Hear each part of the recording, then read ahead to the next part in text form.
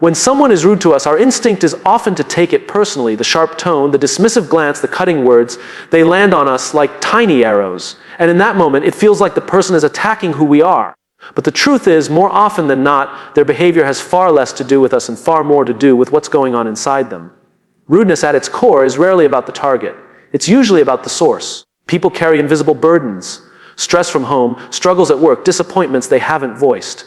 That weight can spill out in ways that are unkind, careless, or even cruel. What you're seeing isn't always hostility. Sometimes it's exhaustion dressed up as sharp words. Think about it when you're having a good day, when you feel secure and respected. How often do you lash out at others? Almost never. When people feel whole, they rarely go out of their way to tear someone else down. Rudeness is often a symptom of something deeper: insecurity, fear, or unresolved pain. Imagine a colleague snapping in a meeting. On the surface, it looks like arrogance or disrespect. But underneath, it may be fear of looking incompetent, pressure from a deadline, or a lack of confidence in their own abilities. What feels like an attack on you is often a battle they're fighting with themselves. This shift in perspective changes everything. Instead of thinking, why are they treating me this way? You can begin to ask, what must they be going through that makes them act this way? That question doesn't excuse their behavior, and it does explain it. An explanation creates space for calm. Seeing rudeness as a reflection of someone else's inner world helps you step back from the emotional heat of the moment. Instead of reacting with equal negativity, you can pause, breathe, and choose a different path. You realize you're not the cause of their storm, you're just standing in its path. This understanding also allows you to keep your identity intact. You don't need to carry the weight of their negativity. Their pain doesn't need to become your pain. Their insecurity doesn't need to rewrite your confidence. Their fear doesn't need to disrupt your peace. The more we recognize that rudeness is not about us, the less power it has over us. It becomes easier to respond with patience instead of anger, with composure instead of defensiveness.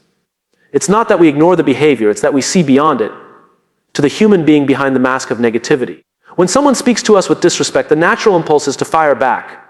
Our minds race with comebacks, our tone sharpens, our heart rate climbs.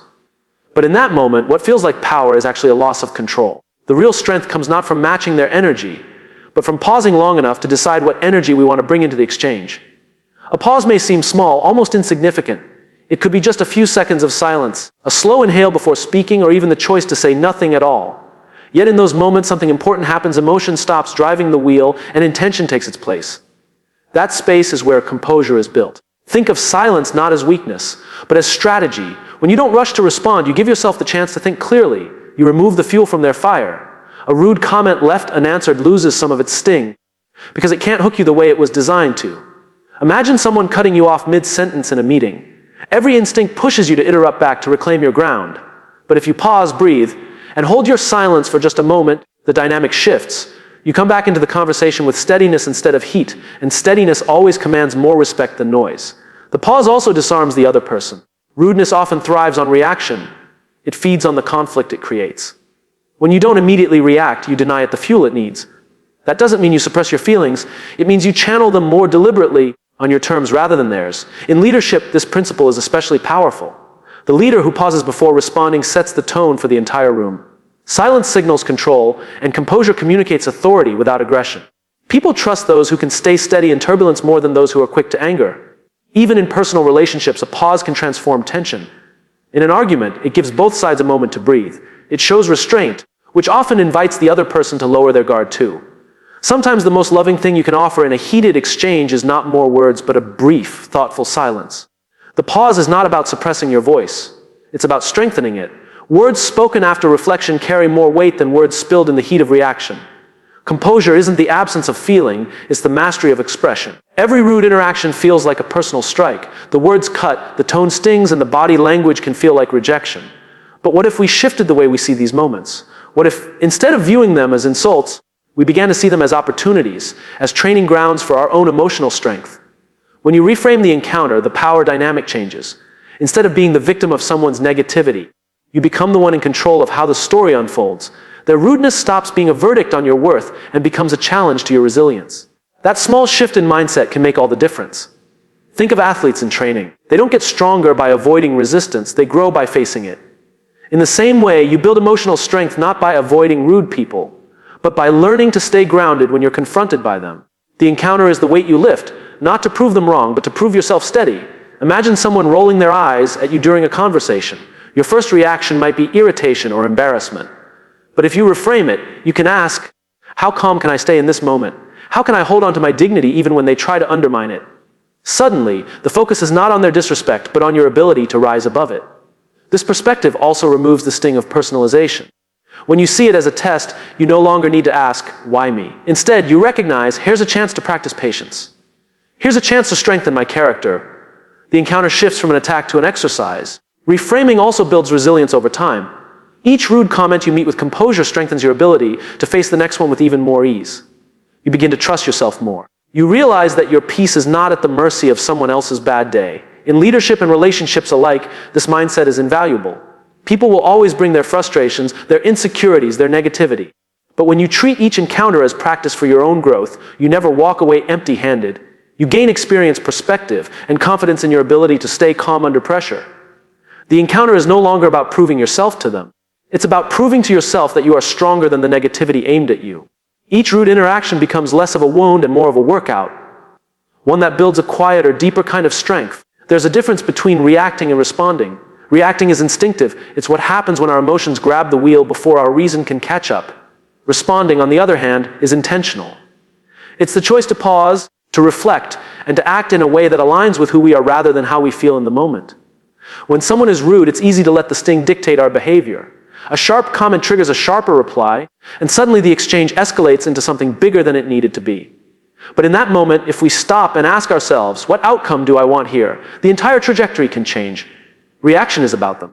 It gives power to the person who provoked us. Response is about us. It gives power back to our values, our self-control, and our long-term vision of the kind of person we want to be. The space between stimulus and action is where our real strength is found. Imagine being insulted in front of others. The reactive part of you wants to strike back and reclaim dignity. But what if you chose instead to respond calmly, even kindly? That doesn't mean you accept disrespect. It means you decide not to let someone else's lack of control determine your behavior. You stay anchored in your own standard. This principle is not about suppressing your emotions. It's about directing them. Anger can become courage, frustration can become clarity, hurt can become understanding. The raw emotion doesn't disappear, but when you respond instead of react, you transform it into something constructive rather than destructive. In practice, this often means taking a breath, counting to 3, or even excusing yourself before replying. Those simple actions create just enough space for intention to enter the picture, and intention is what separates a heated exchange from a meaningful resolution. Over time, choosing response over reaction builds trust, both with yourself and with others. People learn that you are steady, that you don't get easily thrown off course, that you can be relied on to handle pressure with grace. And you learn to trust your own ability to rise above provocation without losing your voice. When we choose to respond with intention, we stop being controlled by the moment and start shaping it. We stop being defined by what happens to us and start being defined by how we handle it. Negativity is contagious when we let it in. Someone's rude remark can linger in our minds for hours, replaying like an unwelcome soundtrack. But empathy works like a shield. It doesn't mean we excuse bad behavior. It means we try to see the human behind it. And when we understand where negativity comes from, it loses much of its power over us. Empathy begins with curiosity. Instead of asking, why are they so rude to me? We can ask, what might they be going through that makes them act this way? That shift takes us out of the role of the offended and into the role of the observer. It doesn't justify their behavior, but it reframes it in a way that softens the blow. Think of someone snapping at a cashier, slamming their change on the counter. On the surface, it looks like arrogance or entitlement. But dig a little deeper. Maybe they just lost a job, maybe they're facing a health scare, maybe they haven't slept in days. We don't always know the story, but empathy allows us to imagine one. When we practice empathy, rudeness stops feeling like an attack and starts looking like a symptom of stress, of insecurity, of loneliness. And just like we wouldn't take someone's cough as a personal insult, we don't need to take their negativity as a reflection of our worth. Empathy also protects our own emotional energy. Instead of absorbing their anger, we redirect it into compassion. Instead of carrying their sharp words like wounds, we carry them like reminders that everyone is fighting battles we can't see. That mindset doesn't make the situation pleasant, but it makes it lighter to hold. In leadership, empathy turns conflict into connection. A team member who lashes out may not need discipline first. They may need understanding, asking, what's behind this? Instead of what's wrong with you? Create space for healing instead of division. And that approach doesn't just calm the moment, it strengthens the relationship. Even in personal life, empathy shields us from overreaction. When a friend or partner speaks harshly, empathy reminds us to look beyond the words to the pain behind them. It doesn't mean we accept disrespect, but it does mean we respond with perspective rather than pride. By choosing empathy, we protect our peace. We recognize that negativity often says more about their struggle than about our value. And in that recognition, we rise above the pull to match their rudeness with our own. Rude or negative people often carry storms within them, and when we're around them, it can feel like we're being pulled into their thunder. Their words, their tone, their attitude, it's almost magnetic. But just because someone invites us into their chaos doesn't mean we have to accept the invitation. Detachment is the practice of protecting our peace without denying theirs. Detaching from drama doesn't mean you don't care. It means you care enough about your own well-being to not let someone else's turbulence dictate your state of mind. You can acknowledge their frustration, even empathize with it, without letting it seep into your own emotional world. Think of a storm outside a window. You can watch the lightning, hear the thunder, and see the rain pour, but you don't have to step out and get soaked. Their negativity can rage, but you have the choice to stay inside the calm of your own composure. That perspective allows you to engage without being consumed. Drama thrives on participation. When someone tries to provoke you, they're often looking for a reaction, fuel to keep the storm alive. If you detach, you deny it oxygen. Their storm may continue, but it won't pull you in. Silence, distance, or a measured response becomes your umbrella. Imagine a coworker spreading complaints across the office. It's tempting to jump in to argue or to defend yourself. But detachment looks like stepping back, listening without absorbing, and choosing not to carry their weight on your shoulders. Their storm belongs to them, not to you. This principle is especially important in close relationships. Family members, friends, or partners can sometimes project their frustrations onto us. Detachment doesn't mean abandoning them. It means refusing to drown with them. You can offer support, but you don't have to inherit their anger or carry their bitterness as your own. Detachment is also an act of discipline. It requires you to remind yourself, this isn't mine to hold. It's a boundary, not a wall that shuts people out, but a line that protects your inner balance. By holding that boundary, you keep yourself steady enough to truly helpful if the other person wants to calm down. The more you practice detaching from drama, the more you realize how much peace is actually within your control. You can't stop storms from forming around you, but you can decide whether or not to step into them. When we encounter rude or negative people, it's easy to let their treatment of us shape how we see ourselves. Their sharp words can echo in our minds, and their disrespect can tempt us to question our worth. But staying calm begins with knowing that your identity is not defined by how others treat you. It's defined by the values you choose to stand on. Values act like anchors. They keep you grounded when the waves of negativity try to pull you off course. If kindness is your value, you can choose kindness even when others aren't kind. If respect is your value, you can carry yourself with respect even when none is offered in return. Your response reflects who you are, not who they are. Think of a tree with deep roots. Storms may shake its branches, but the roots hold it firm. Your values are those roots. Without them, you bend to every insult, every rude encounter, every negative remark. With them, you remain steady, unshaken by the winds around you. Anchoring in your values also brings clarity.